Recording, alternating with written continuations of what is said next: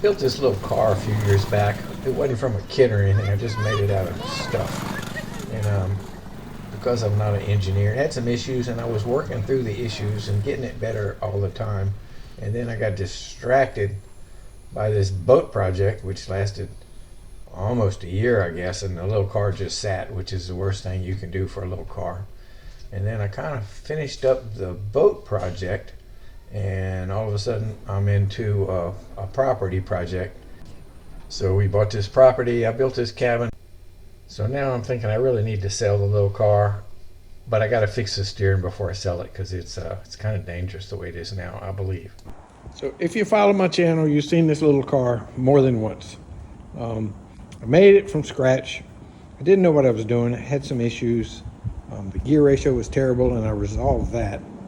The seat was too narrow, and I just recently resolved that. And the steering was horrendous.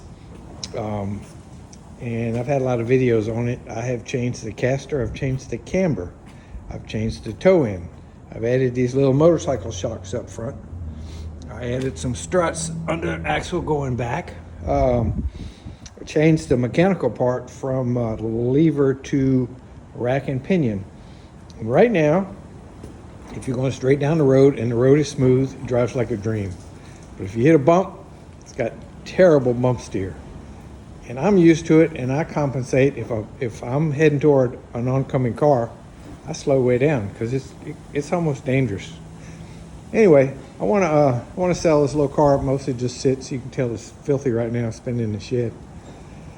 Sits too much, then it's hard to start, and blah blah blah. So I want to sell it, but I don't want to sell it with the steering like it is. I got to improve it some kind of way. So I'm gonna pick it up. I'm gonna put it on the table, and I'm going to show you what I mean by bump steer, and maybe we can figure out what to do about it. I really don't know.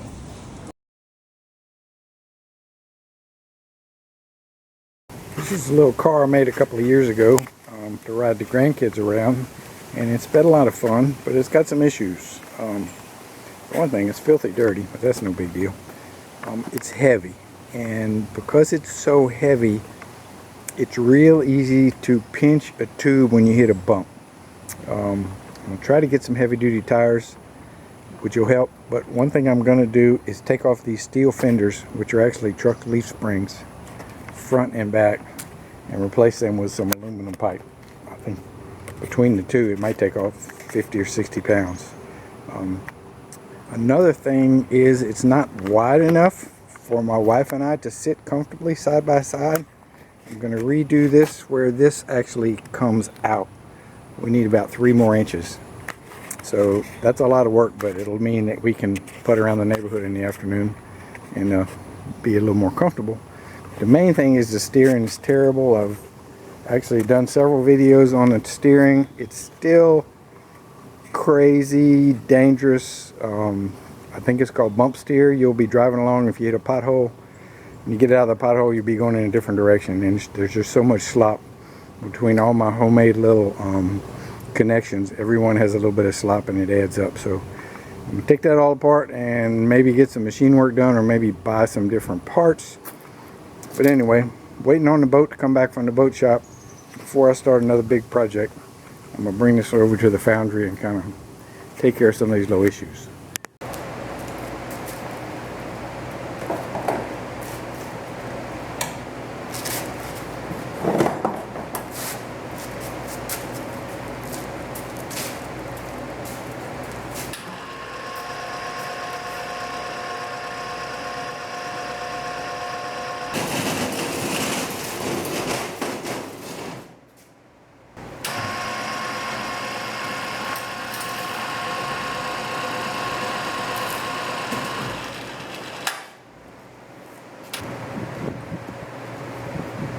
So there's play here, and I actually have play in the wheel bearings. I'm not sure why. Got play everywhere. We just need to tighten everything up.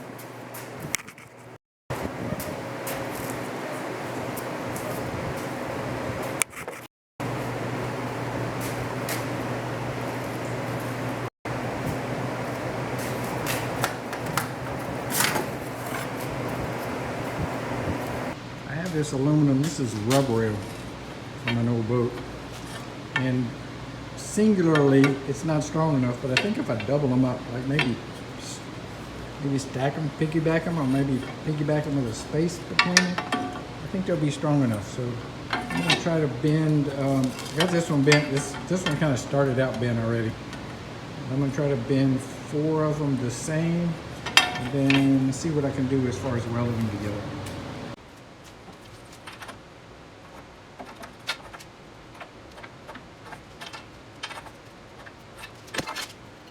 So I got my first 2 rub rails bent.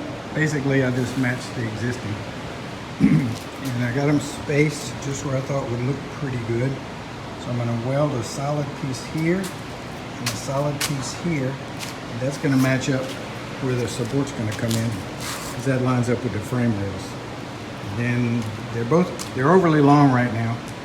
So after I weld these 2, I'm gonna figure out what I have to do with the ends.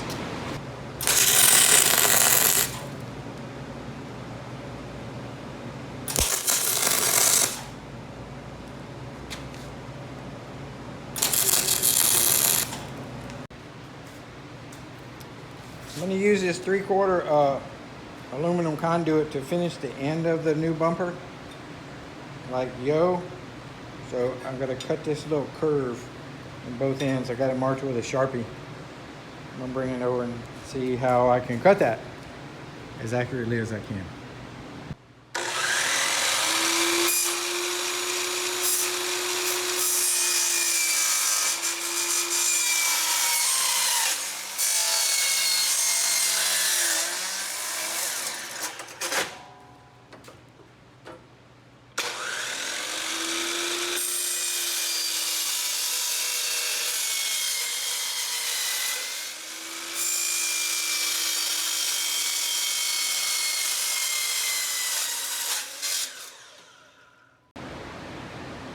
Okay, my first aluminum bumper is fabricated.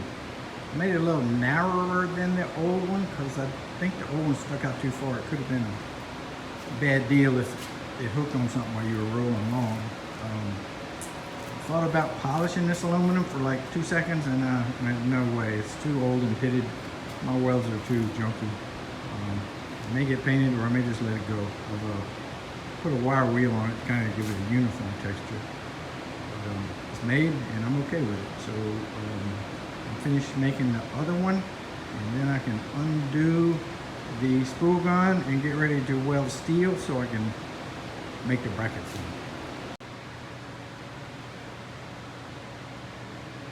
Drilled 2 holes on each one of these mounting flanges. And on the back I'll clamp 2 little square plates of steel like these, but they're already on there. So I'm going to drill and tap the steel 1/4 by 20, and then I'm going to bolt the steel to the aluminum on both sides, and then I'm going to cut the bumper off right here, and set the bumper in place and weld that piece of steel back to this steel pipe. That's my plan. Plans are meant to be broken.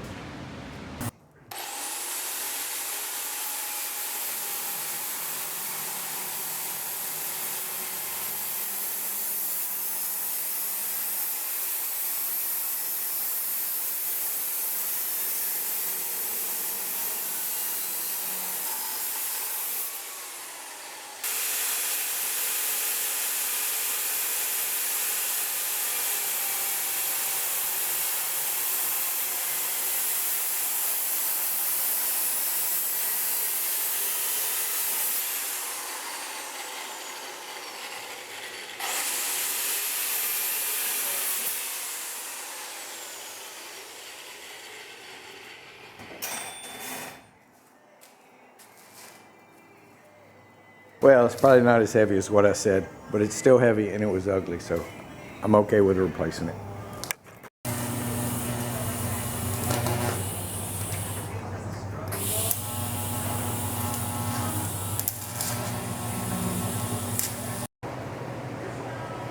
So I tacked my plates, and then I took the bumper off and then welded them as best I could, and then I got the bumper back on. When I get home, I will take the bumper off and put some paint on that steel part where I welded. But, pretty happy with this, even though It didn't save as much weight as I thought. Still think it looks better. And the front bumper I'm not going to do until I get the suspension and the wheels back on, because just moving it a little bit either way makes a difference on how it looks. So I'm going to wait for the wheels. But I'm going to start putting the suspension back together. This is the guts of my steering. The steering wheel turns this shaft. I got a U-joint up in there. And the shaft turns this chain. This chain turns this sprocket, which operates the rack and pinion. And up through entering the rack and pinion, there's like no play whatsoever. The rack and pinion, being cheap, has a little bit of play. Most of the play, these tie rod ends, they don't have play. Most of the play comes out of here. This shaft and this piece of pipe, which I just put together with what I had, is way too loose, and it's gotten looser. I guess we've worn it. And the bearings actually on the axle, they don't fit too tight either. So here you can see where I've made an attempt to take up the slack by wrapping sheet copper around the bolt in this linkage to try to take up some of the slack, and it helped tremendously, but it's not right. We're going to try to make it right this time. So I bought this bushing from McMaster-Carr. It's a steel bushing. My plan was to cut them short, drill out the spring and drill out their front suspension and slide this little bushing in here, and that would take up the slack for the 8-inch bolt, for the half-inch bolt, but they're still loose. So I went to the hardware store and I found a metric bolt that is almost like, it's a perfect fit. So I got a choice. I can either drill this out to fit this, which I don't know if I can do or not because I don't have a ream, and use the metric bolts, or I can do what I did with the copper shims and leave this hole intact and slice this and push it in there, and then hope I can get the half-inch in there. I don't know. I might do like a little bitty test. I've got enough material to do a test piece, so I might do a test piece and see if I split it and not drill this, if it'll tighten up on the half-inch bolt. Give it a shot. So I got about a dozen of these big taper shank bits that somebody had given me. They were all too big or too small. And I also have some bits that have been bastardized. Somebody's cut the taper off of here and turned it so it'll fit in a little drill. And this one was just a little bit too big, so I actually took the grinder and made it a smaller diameter, which is pretty wonky. And then I actually made it duller because when it started to drill, it wanted to jam up in there. So I had success. It's the right size hole. Actually, it's stuck on there now, but it's a snug hole. It's really bent. It's hard to drill with, but I think it'll work. And I got to drill a hole on both ends of the leaf spring, and I got to drill a hole on the cross member. I'm gonna have to take it off. So progress.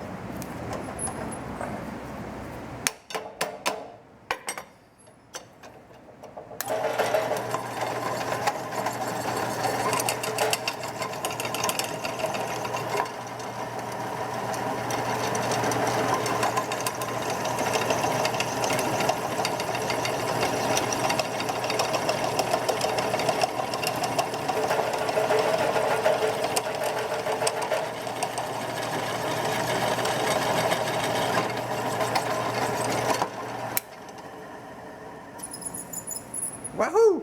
See if it fits.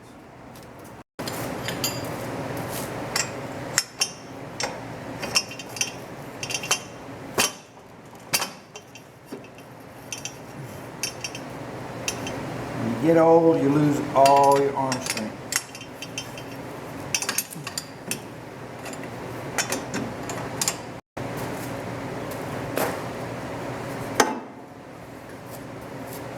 Got to go drill these two on the drill press.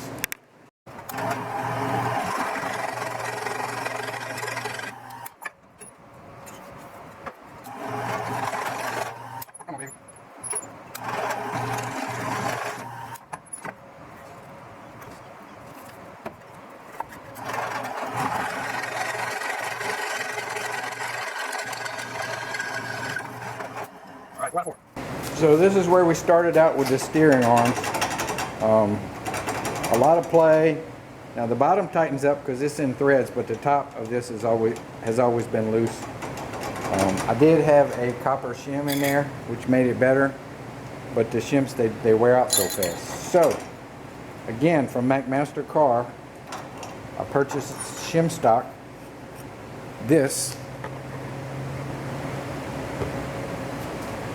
I purchased this shim stock, and it fits in there nice and snug even without drilling, so that takes care of that. It's supposed to have a 5/8 hole in the middle, but the 5/8 bolt is a little loose, so I'm kind of hoping I can go metric and tighten that stuff up.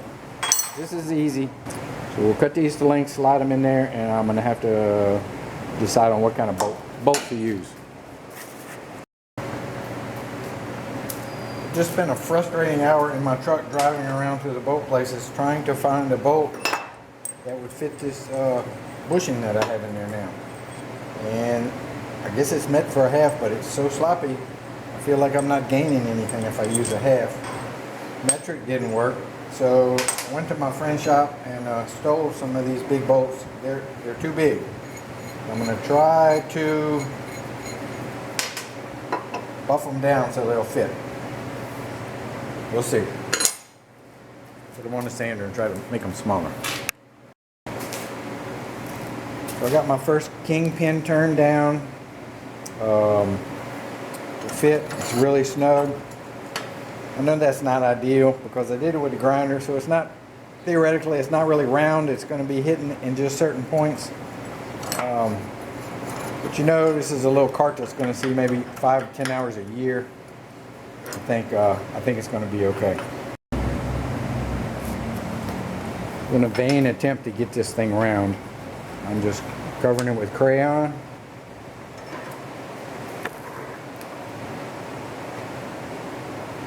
And then I'm putting it in the hole and pushing and turning. And then take it out. And I can see where it was rubbing right there, and right there, and right there. And I'll give those a little sand, and I'll just keep on repeating it. Every time I'm getting it in maybe another quarter or so, 1/8 of an inch, 1/4 inch. Eventually I'll have it all the way in there, and it'll be kind of mostly round. Okay, so I got both shafts fitting pretty doggone good. Basically no play. Now the old hole up here was for a bigger bolt. So what I did was I cut a nut thin and I ground out the middle until it fits pretty tight on the kingpin bolt, and I'm going to weld it around, and that'll shrink up that hole. And I'm going to do the same thing on the bottom. And I think I'm going to drill and tap the kingpin for a 1/4 by 20 as a way to lock it into place, because I used to have a nut down there with a thread, but I don't have that anymore. If I'd have been a little smarter and cut them a little longer, I could have used a cotter pin, but I think a bolt in there will be a little safer. So I'm going to get these centered as best I can and go ahead and weld this little nut here, and all this is a bushing to close up that hole. Okay, so I got the bottom spacer welded. Now everything's lovely. I got good, no play whatsoever. I'm going to drill and tap the shaft and put a bolt to make sure that it never bounces out. It doesn't turn, it's a fixed thing, but I want to make sure it doesn't bounce out of there. It's really snug right now, but it won't be snug forever.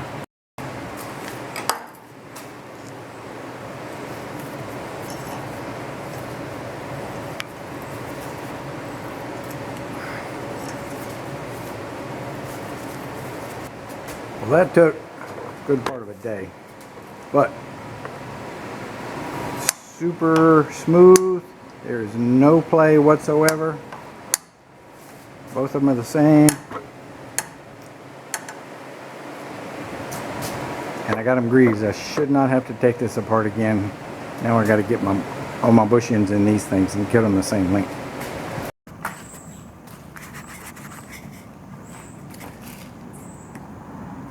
I'm gonna attempt to solve this problem with shim stock. Since it's not a moving part like the front suspension, I think if I can get some shim in there, it'll stay put because the bearing doesn't turn. The bearing is fixed to the axle. So I was looking for a Coke can, which I didn't have. I looked out on the street, see if somebody threw one, and since aluminum's worth something, you don't see them lying around anymore. I went to the restaurant across the street and they gave me this, and it was full, but I don't drink, so I poured it out. I'm gonna cut it up and make attempt to make a shim, see if the thickness is right. So making the seat wider is not as simple as I maybe thought in the beginning, because everything's tied to everything. For starters, I'm gonna have to pull off the shift lever and the park brake lever, because they're gonna have to be extended. In the back of the seat, I need to replace it because it's got all this stuff on it.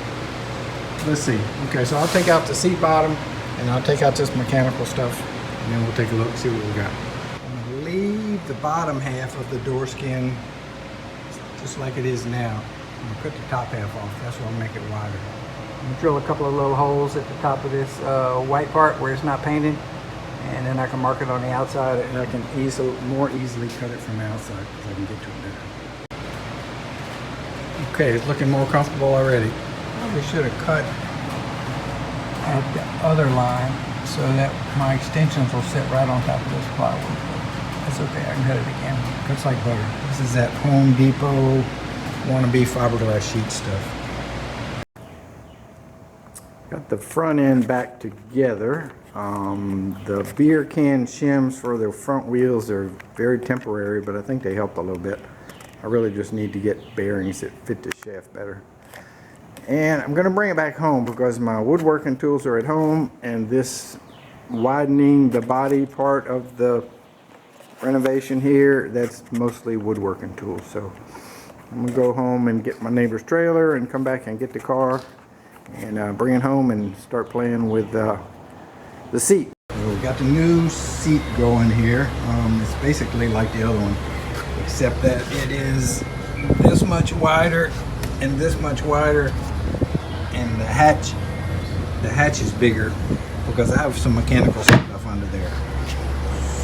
So now all I have to do is make curved sloping sides to fit. That look good. Easy. Okay, using expanded metal to make the sides because I don't know what else to use, and I have it. And we used a plastic tube to get a nice curve. So I have it marked with a Sharpie. We're gonna go do some cutting with the grinder. Okay, got a shape I'm happy with. Now the trick will be to get a mirror image on the other side. So I'm gonna take it off and roll it upside down and mark it off on the other piece of wire that I have. Been cutting the expanded metal with the grinder and the little thin blade, and it cuts really well. I mean, easily, and it's super soft. It's it's very thin, so it's worked out well. I got both sides cut, and I got a few screws to hold it in place. And now I think I'm going to attempt to cover it with fiberglass for the structure. This is going to be like the skeleton. I think I'm going to start out with trying to get a strip on each side for today, down the top. Because if I tell you this stuff is razor sharp where I cut it, that's not an exaggeration. It is razor sharp. I'm going to try to get some glass on this top edge. Today I played with the epoxy in the cloth. I was kind of thinking I would take this thin strip of cloth and fold it over the top.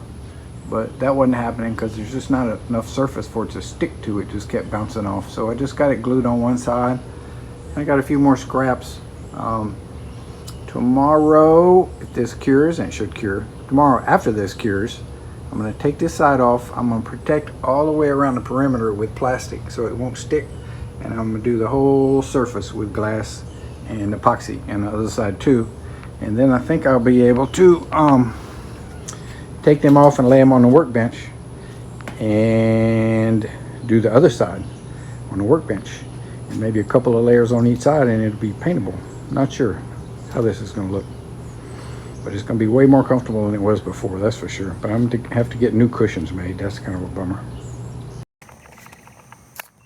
So yesterday we put the first little bit of fiberglass and epoxy on here, and I'm going to take it off this morning, and if it springs to a different shape, my plan will be to cover all this exposed wood with tapes so the epoxy won't stick to it, put it back on the car and put some more glass on it. If it kind of halfway keeps its shape, I'll put a layer of glass on it on the bench. It'll be a lot easier laying down flat than it is up here. I had painted this expanded metal years ago when I was using it to vent underneath my rent house. And this is leftover, so I'm trying to get the paint off, or at least some of it, and some rust off, just to make sure my epoxy has the best chance it can have of sticking. So when I took the expanded metal off the side of the cart, it kind of sprung more than I was comfortable with. So covered the cart up with plastic, and I cut some fabric. This is much heavier than I put on yesterday, and we're gonna mix up some epoxy and see if we can't get this to become one with the expanded metal.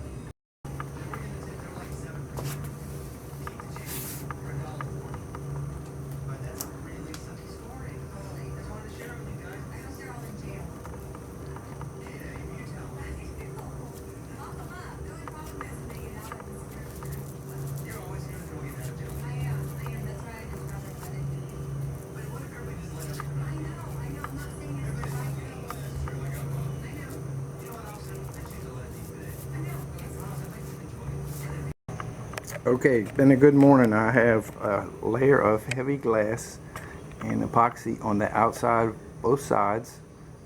So when this cures, maybe this afternoon, but probably tomorrow, I can trim up all the whiskers, cut it back down to size, and lay it on the workbench and put a couple of coats on the inside of it. And then I'm going to need to put a cap around the top, just because it's going to be a sharp edge, so I'll have to find something that'll bend that much. And maybe PVC pipe, maybe if I heat some PVC pipe. Not sure how I'm gonna do that, but good progress this morning. Okay, the epoxy from this morning is very cured. I'm gonna try to get this off. I covered the screw heads with blue tape, so maybe I'll be able to clean them up and get the screws out without damaging anything. Sometimes plans actually work. I was able to sand through the layer of glass I put yesterday, and the blue tape came off, and I was able to get to the screw heads to get the screws out so I could get this thing off without doing too much damage.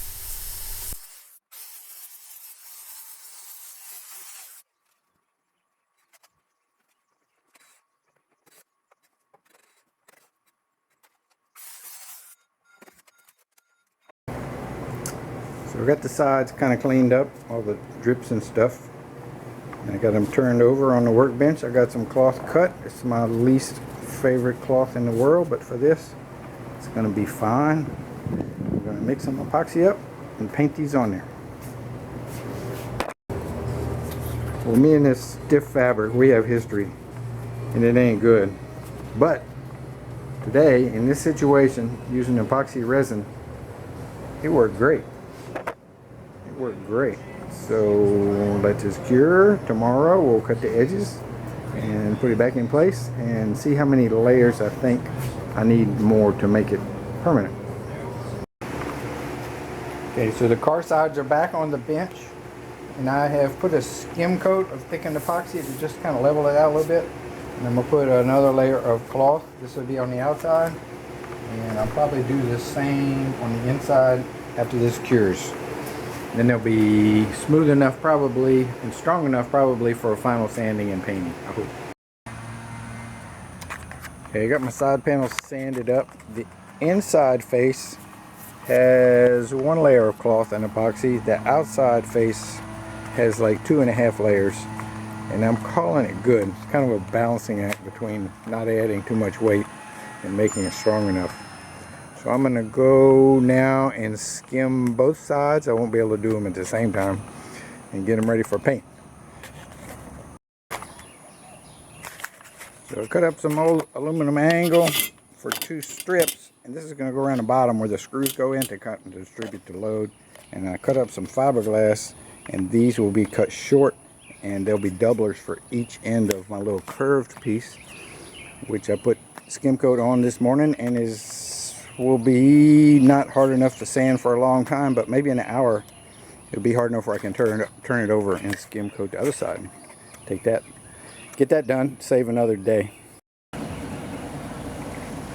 Alright, we got both sides dry fit with all little pieces parts, and I was kind of hoping to glue all this together today, but I'm going to put another layer of cloth on the interior of both sides just because they're a little bit shaky, and I'm sure people are going to be standing on it to get in and out sometimes. So take it all apart and put another layer. So I put another layer of cloth on the inside, and I put them out in the sun, and they cured really quick because it's really hot. And anyway, so now I have the sides assembled. The top trim, the bottom aluminum, and the doublers on both ends are all glued to the side panels. They're not glued to the car because I still want it removable. So when this epoxy cures, I will rig up some sort of little clip to bolt the side panels to the car. And when that's done, we'll take them off and get some painting done, and deal with a flat. Or a flat that I fixed yesterday and went flat overnight. I don't know what's going on. So I fixed the linkages for the shifter and the parking brake so they would work with the wider seat. And my friend Brad helped me save the fabric for the seat. I added some foam, and it was super more comfortable for sure. But the steering was still a dog. Not much improvement at all. So now fast forward to this video. This is current. This is January 2024, and I'm trying again to get the steering to work so I can sell this thing and have a clean conscience. So got it picked up, put it on the bench, and let's take another look. Stop recording.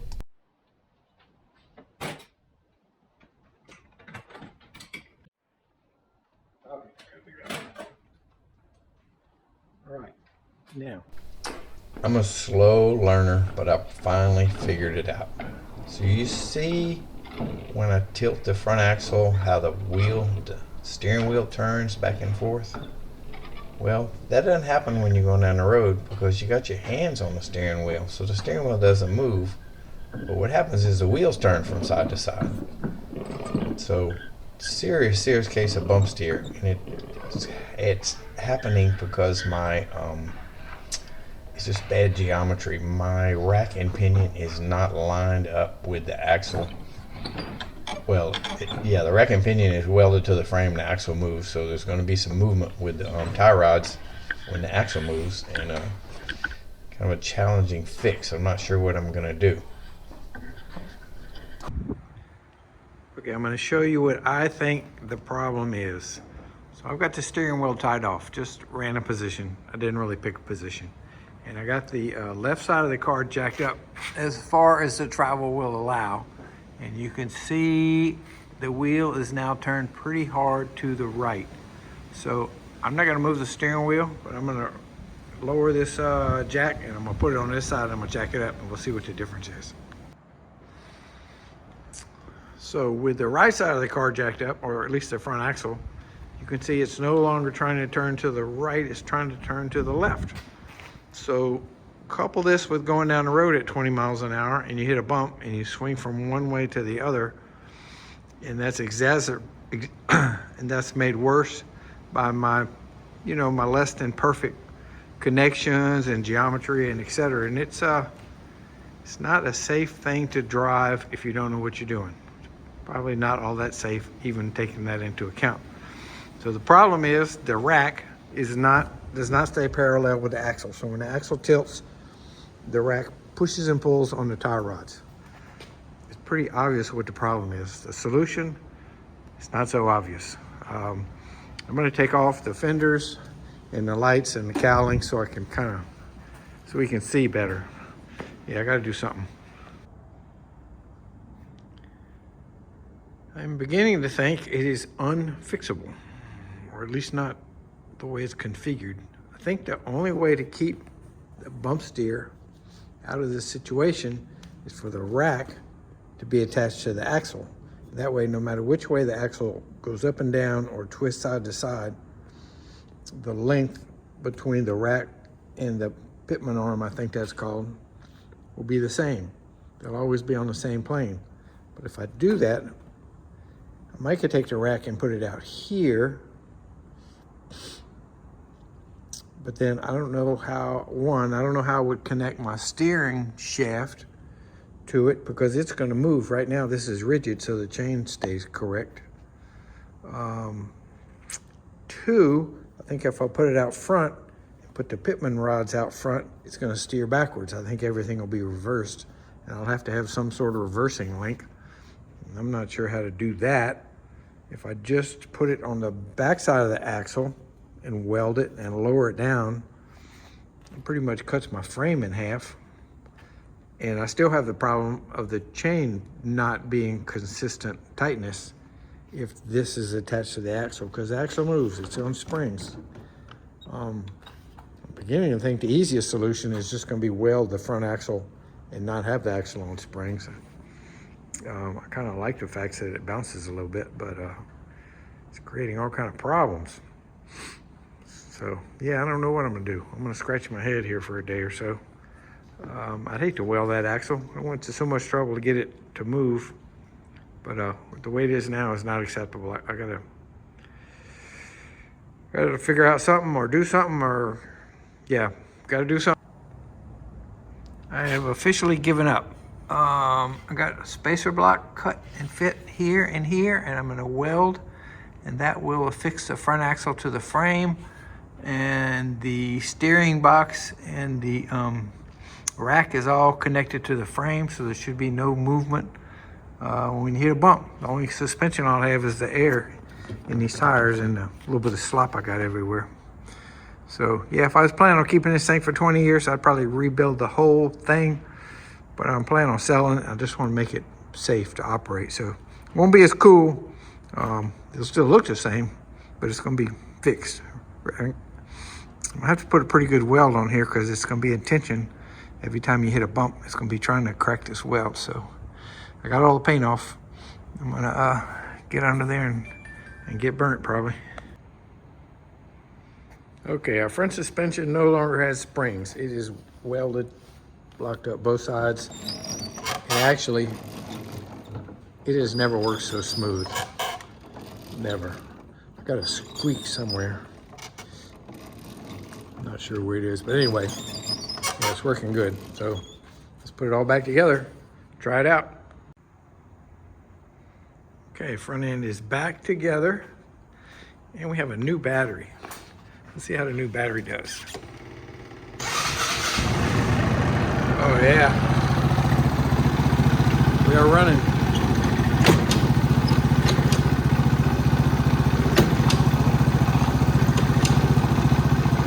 Let's go for a ride. So I brought the little car home. The temperature's in the 30s. It's very cold for us down here in the south. And hit the start button, the little motor started right up. Drove it around a little bit. It's just driving like a dream. It's like a whole different, completely different car. Picked up two of the grandkids. My wife was babysitting. We drove over a little bit, but it was too cold to go too far. But I think you can tell when I'm driving down the road, I'm not yanking the steering wheel back and forth. Go around a corner and it's a smooth turn instead of back and forth and back and forth. So yeah, I think I've fixed it now, and doing without the suspension is a small price to pay for having a car that's safer to drive. I used to, when I saw a upcoming car, I would almost come to a complete stop because I didn't trust if I was able to keep going straight or not. So, my gut feeling, just whenever there was an oncoming car, would just slow down to a crawl. and let the car go by, and then we'd speed back up. But now I'm comfortable or confident. I don't go that fast, probably 15, 20 miles an hour, but that's fast if you're going to drive in front of a car that's heading your way. So anyway, life is good, and I think we got this thing knocked out. And I got home, and I said, I got it. I got the steering right. It's safe to sell, and you'll see what happens. So I don't know what I'm going to do. But anyway, it's fixed. It's steering. It's running great. I'm loving my little car right now.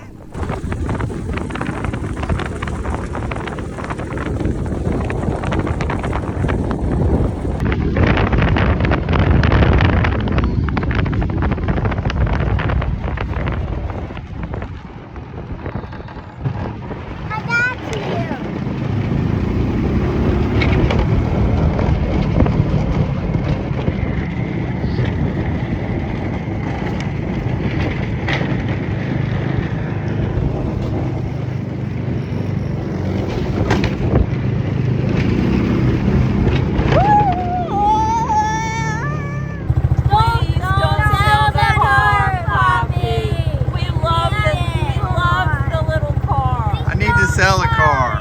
We have to sell the car. No! Kids need shoes. No!